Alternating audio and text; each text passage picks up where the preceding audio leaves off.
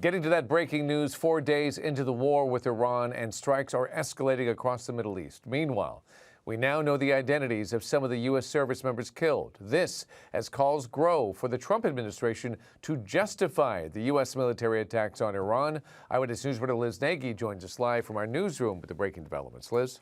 David, President Trump and Secretary of State Marco Rubio continue to offer shifting narratives as to why the United States struck Iran. Both have again changed their stories today, as the Pentagon has now identified 4 of the 6 service members killed in a retaliatory strike on Sunday. These are the faces of American soldiers killed in action, the first deadly casualties of a rapidly expanding war triggered by joint U.S. and Israeli strikes in Iran. The retaliation by Iran has been swift. That was an Iranian drone narrowly missing the U.S. consulate in Dubai and sparing everyone inside. It's an unrelenting tit-for-tat, strike for strike.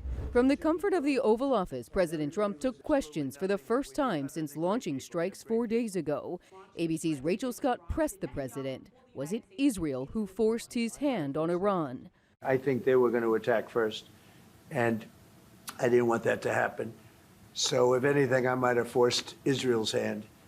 But Israel was ready, and we were ready. But just yesterday, Secretary of State Marco Rubio said Israel was a yes, with or without U.S. assistance. We knew that there was going to be an Israeli action. We knew that that would precipitate an attack against American forces. And we knew that if we didn't preemptively go after them before they launched those attacks, we would suffer higher casualties. Upon arrival on Capitol Hill this afternoon to brief Congress, who has the constitutional authority to declare war, Rubio tried to clean up his previous explanation.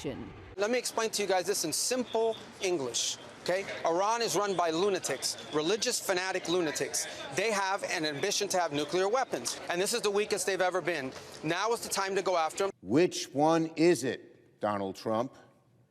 Regime change, nuclear weapons, missiles, an imminent threat to the homeland, or a preemptive strike to stop future attacks on the region?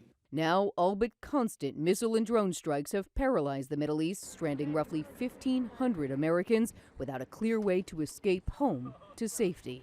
I know that officials have said, use commercial means, but there are really no commercial means here for us to use. While members of Congress are now still working to learn more about these strikes on Iran, President Donald Trump said in a Truth Social post on Tuesday, more than 9,000 Americans have been able to return from the Middle East since the launch of the joint U.S.-Israeli strikes on Iran. David. Liz, thank you.